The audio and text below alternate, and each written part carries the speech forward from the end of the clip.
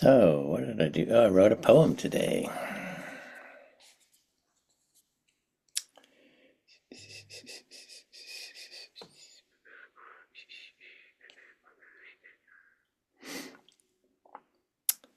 Where is that poem?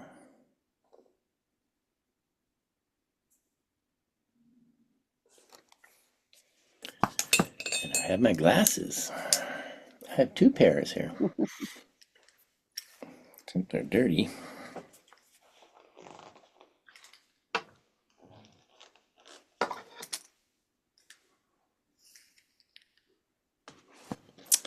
All right, here goes. My front yard is fairly presentable, weeded and neat. My backyard, however, there are chairs rescued from the street, covered over with blackberry vines and nasturtiums.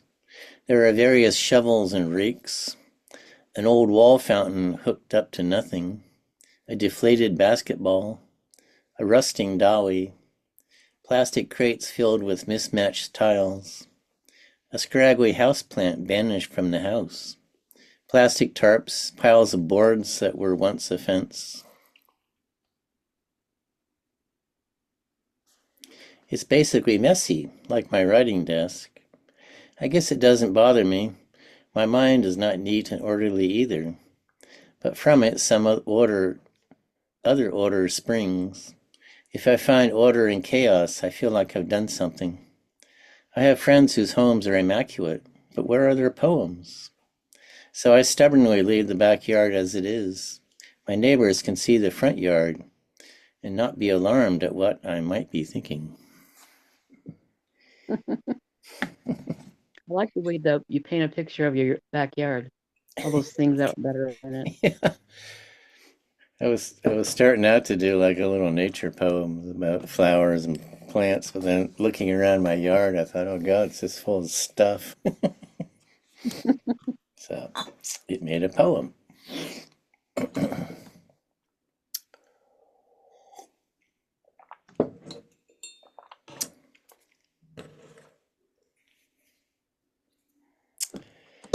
What do I do now? Oh, I read from my books.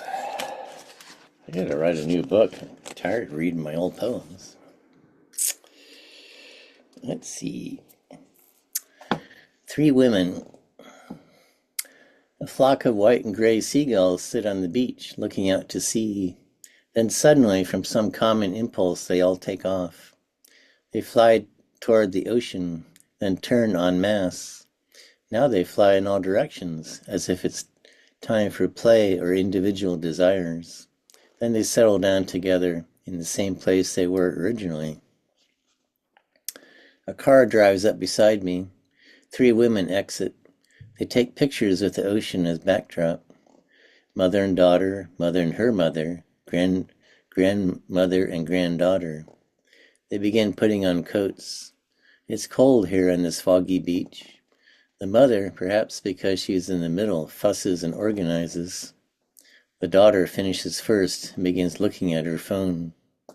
The grandmother moves slowly as she puts a scarf over her head. She looks like those black and white photos we see of long ago Europe. Times of poverty and war, of places like the Pale of Settlement. They walk down to the beach. The daughter finds the best way down. Once on the beach, mother and grandmother walk alone into the past. The daughter sits and looks at today on her phone. The seagulls have flown out toward the horizon again. They circle in the timeless air. The three women climb back to the parking lot. A raven that's been sitting on a fence flies high into the air, then begins hovering on the wind. The daughter takes a picture of it. A snapshot of the time the three generations of this family visited the beach. I watch the seagulls settle again. I look up to where the raven looks out over everything. I become grateful for family and memories, and most of all those moments when I can look down like the raven and see it all at once. Hmm. Nice. That's not a bad one. Yeah, this one's called Sounds. My phone awakens me with what it thinks is important, notifying me with its imperious beep. I should silence it, but I usually look, thinking maybe this time I'll see something new and fresh. But now I'm up, and the crows are having a noisy conversation, and the sparrows are singing their simple song. These are sounds I like. The cat's meowing for food, natural sounds. Yet when I hear the first mass transit car of the morning, I like that too. What heart doesn't respond to a distant train whistle? Even tires on a wet road I like. As a child, I fell asleep listening to the dishwasher whooshing. And of course, there are the sounds of children playing, the soft breathing of a lover, and, and right now a bird I can't identify is singing in the pear tree, a trill and four peeps.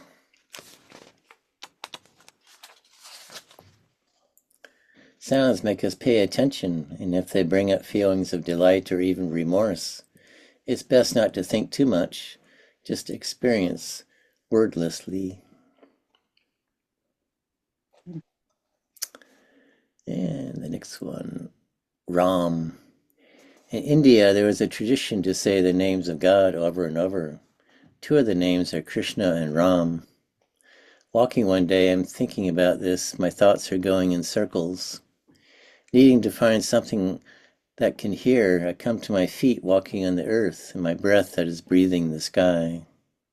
Now I hear a dove cooing. To my delight, he is saying, I exist. Now the wind says, I wash you with kindness. And since I'm near the sea, I hear the waves, and they say, our constancy is love. A tiny black lizard crosses my path. I know also he must be speaking. I lean down and can hear even his tiny voice. He is saying, Ram, Ram, Ram.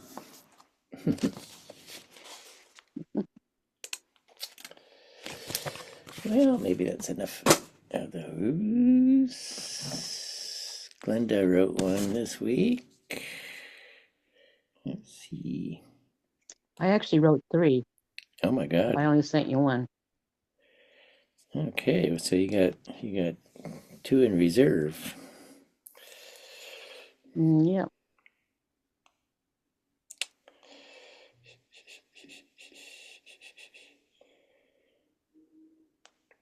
All right.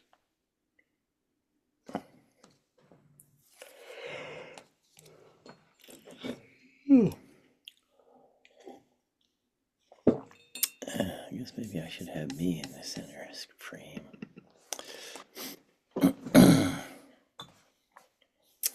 This is by Glenda. It's titled Wind.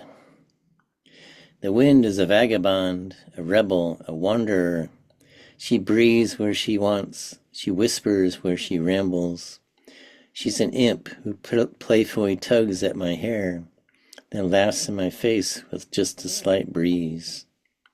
She dances amongst the flowers. They toss to and fro, and exhales at dusk, and then gently flow. Through my dreams as I sleep, she'll quietly call, have you heard me before, or am I still new? And she'll bring me the scent of the grass and the trees. There from a window she watches me breathe. I hear the wind chimes as she swirls them about, touching them gleefully, scurrying on currents. I know if I reach out, she'll never be caught. For who catches the wind? Who'll make her stop?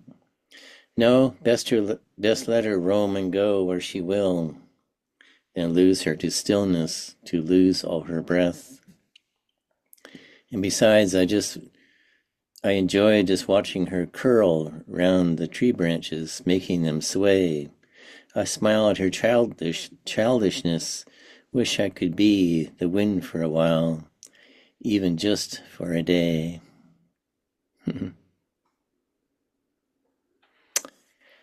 That was nice and whimsical. Thank you. Beautiful.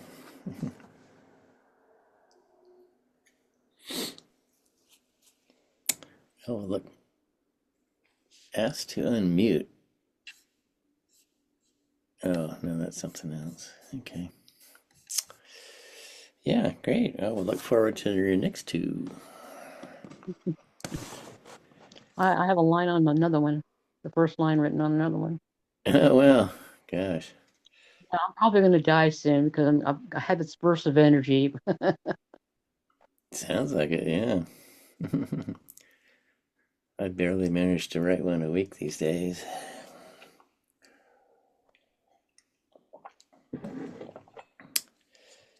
Okay, so that's that.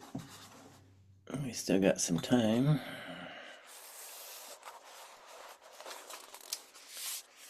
I got this new book all about the rivers by different people, old and new. Oh, here's one by William Blake. Let's see what he's got to say. 12th XXXX XII song. 12th song. Memory, hither come and tune your merry notes, and while upon the wind your music floats, I'll pour upon the stream where sighing lovers dream, and fish for fancies as they pass within the watery glass. I'll drink of the clear stream and hear the linnet's song, and there I'll lie and dream the day along.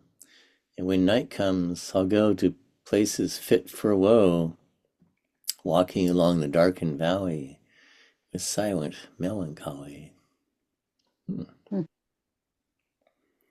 You got a little dark towards the end there. Let's see. There's a long one by Alfred Lloyd Lord Tennyson, who I guess was a famous poet. I've heard his name. The Song of the Brook. I come from haunts of coot and hern. I don't know what a hern is. Hern. I make a sudden sally and sparkle out among the fern to bicker down a valley. By 30 hills I hurry down or slip between the ridges. By 20 thorps, there's a thorp, a little town, and 100 bridges. Till last by Philip's farm I flow to join the brimming river. For men may come and men may go, but I go on forever. I chatter over stony ways in little sharps and trebles. I bubble into eddying bays. I babble on the pebbles. With many a curve my banks I fret, by many a field and fallow, and many a fairy foreland set, with willow, weed, and mallow. I chatter, chatter as I flow, to join the brimming river. For men may come and men may go, but I go on forever. A wind about and in and out, where there a blossom sailing, and here and there a lusty trout, and here and there a grayling, and here and there a foamy flake, upon me as I travel, with many a silvery water break above the golden gravel, and draw them all along and flow to join the brimming river. For men may come and men may go, but I go on forever. I steal by lawns and grassy plots, I slide by hazel covers, I move the sweet forget-me-nots that grow for happy lovers. I slip, I slide, I gloom, I glance among my skimming shallows. I make the netted sunbeam dance against my sandy shallows.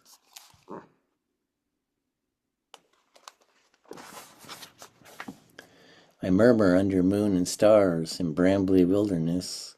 I linger by shingly bars. I loiter round my cresses. And out again I curve and flow to join the brimming river. For men may come and men may go, but I go on forever. That definitely sounds like Tennyson. Oh, is that how he writes? It Yeah. reminds me a little of your poem today.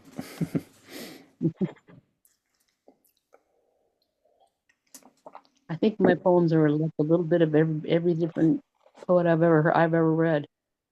Mm-hmm.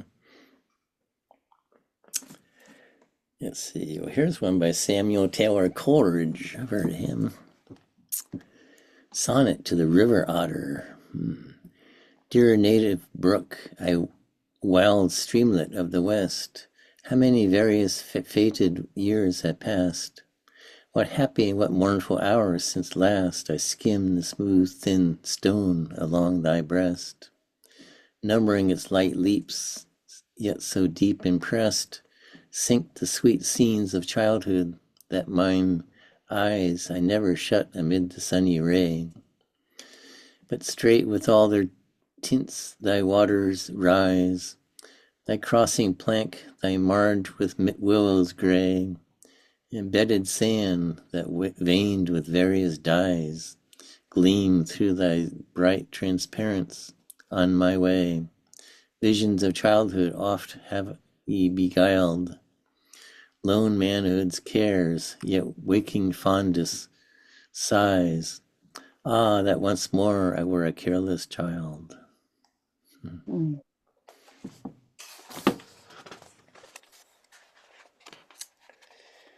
Let's see what else is in here.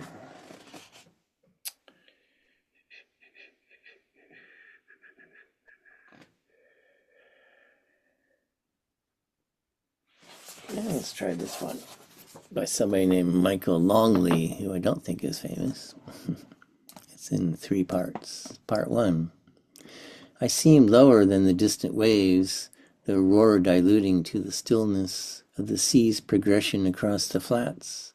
A map of water so adjusted it behaves like a preservative and erases neither the cattle's nor the sheep's nor my own footprints.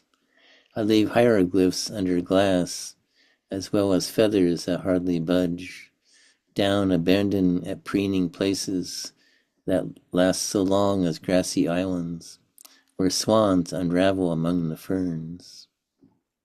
Number 2. It isn't really a burial mound reflected there, but all that remains of a sandy meadow, a graveyard, where it was easy to dig the graves. Spring tide circles and excavates a shrunken ramshackle pyramid, rinsing cleaner scapula, tibias, loose teeth, cowrie, and nautilus shells before seeping after sun and moon to pour cupfuls into the lark's nests, to break a mirror on the grazing and lift minnows over the low bridge. Number 3. The spring tide has ferried jellyfish to the end of the lane, pinks, purples, wet flowers beside the floating cowpats. The zigzags I make take me among white cresses and brookweed, lousewort, water plantain, and grass of Parnassus, with engraved capillaries, ivory sheen. By a dry stone wall in the dune slack, the greenish sepals, the hidden blush, and the lips' red veins and yellow spots. Marsh helleborine, waiting for me to come and go with the spring tide. Yeah, there's a mouthful.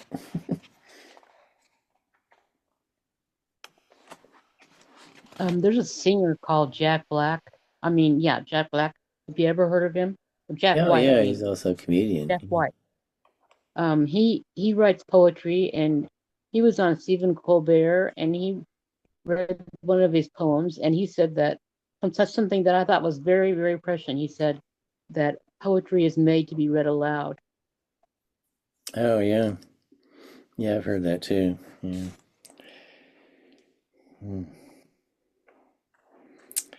I like to read it aloud. I think that when you read it aloud, it sounds better than when I just read it in my head. Well, I'm not the greatest reader, but I try. Oh, here's a Wendell Berry. Get a little more modern here. The Springs. In a country without saints or shrines, I knew one who made this his pilgrimage to springs, where in his life's dry years his mind held on. Everlasting people called them and gave them names. The water broke into sounds and shinings.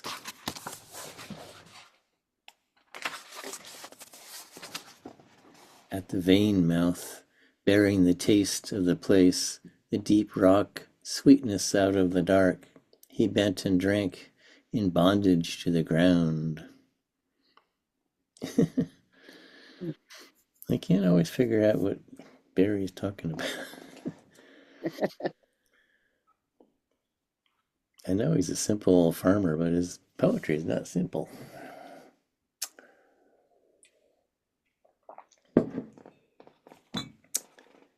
Let's see.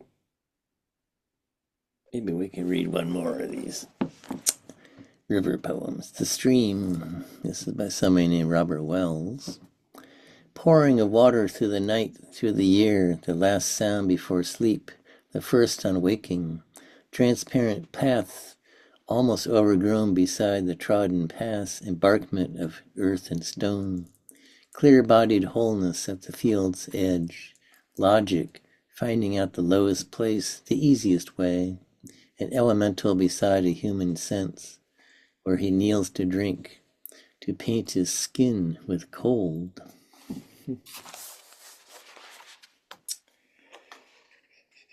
Oh, here's one you don't see very often. Oscar Wilde is writing a poem. Symphony in Yellow. An omnibus across the bridge crawls like a yellow butterfly, and here and there a passerby shows like a little restless midge. Big barges full of yellow hay are moored against the shadowy wharf, and like a yellow silken scarf, the thick fog hangs along the quay. The yellow leaves begin to fade and flutter from the temple elms, and at my feet the pale green Thames lies like a rod of rippled jade. I like that. I never seen the word quay before. I use it in Scrabble all the time.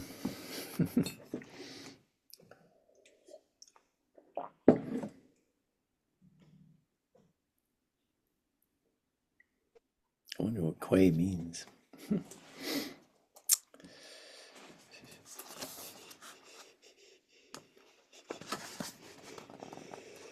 Let's see, anything else interesting?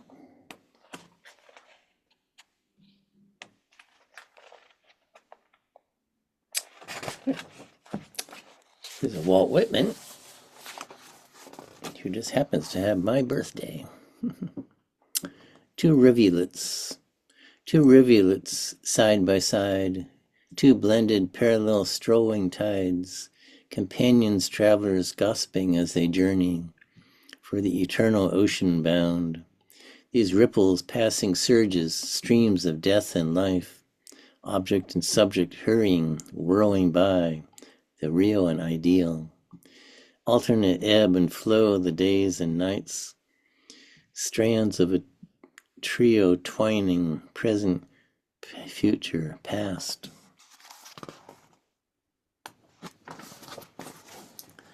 In you, whoe'er you are,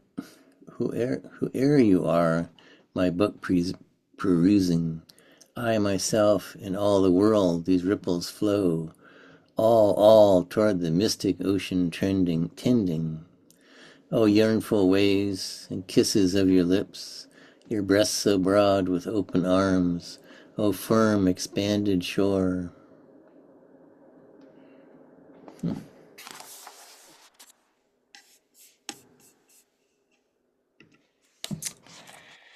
Yeah, I guess we can keep going.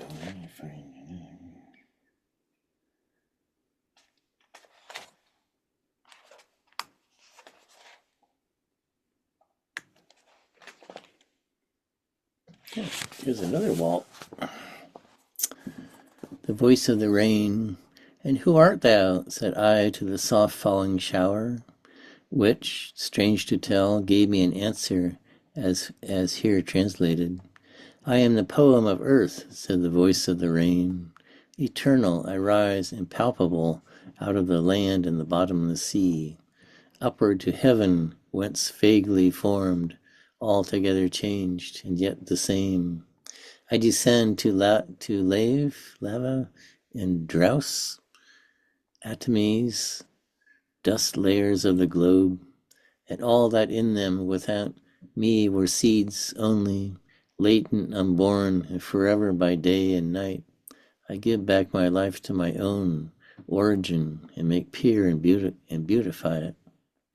For a song issuing from its birthplace after fulfillment, wandering, wrecked or unwrecked, duly with love returns.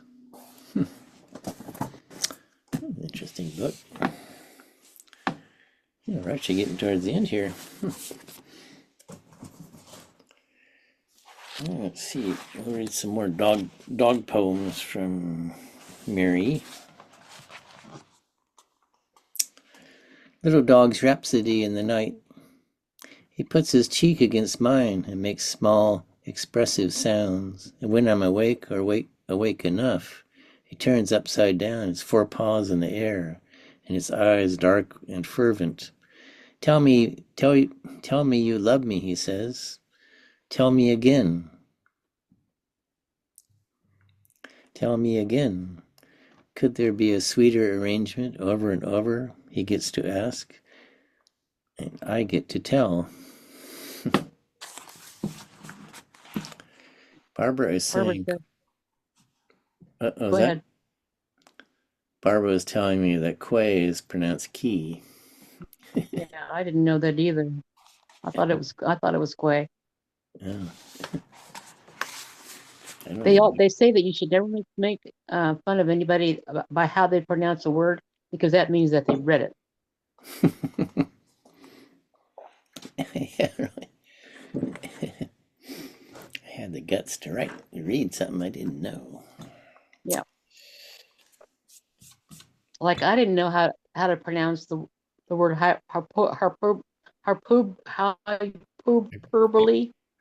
thought it was hyperbole.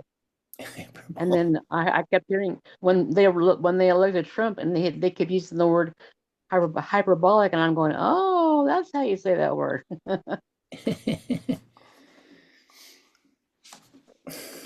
Yeah, that's the word I do that was too. I forget.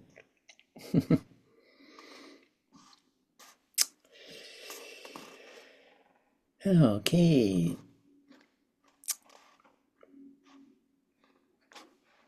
Well, I got time for maybe two more.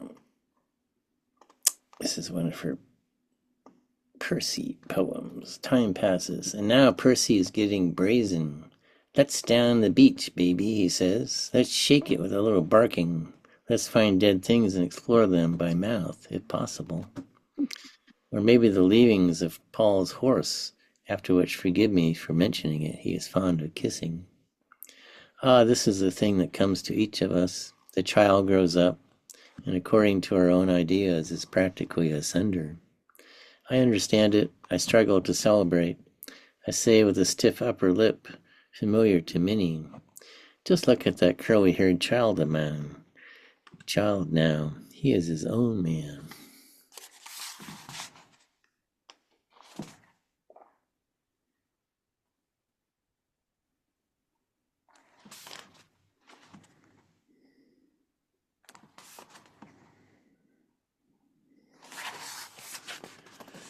Percy waiting for Ricky. Your friend is coming, I say to Percy, and name a name, and he runs to the door, his wide mouth in its laugh shape. It waves, since he has one, his tail. Emerson, I am trying to live as you said we must, the examined life. But there are days I wish there was less in my head to examine, not to speak of the busy heart. How would it be to be Percy? I wonder, not thinking, not weighing anything, just running forward.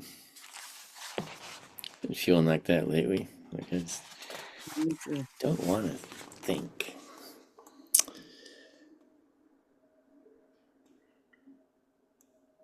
Percy. This, I said to Percy when I had left our bed and gone out onto the living room couch, where he found me apparently doing nothing. This is called thinking. It's something people do. It's something people do, not being entirely children of the earth, like a dog or a tree or a flower. His eyes questioned such an activity. Well, okay, he said, if you say so. Whatever it is, actually, I like kissing better. And next to me tucked his curly head and slept as a flower slept. Sweet as a flower slept. Okay, well, I'm running out of time here. So thank you guys. I think we lost Barbara there. Mhm. Maybe she had to do something. Okay, Glenda, I'll see you next week. So Look have a great forward to week. your poems. Bye bye. Bye bye.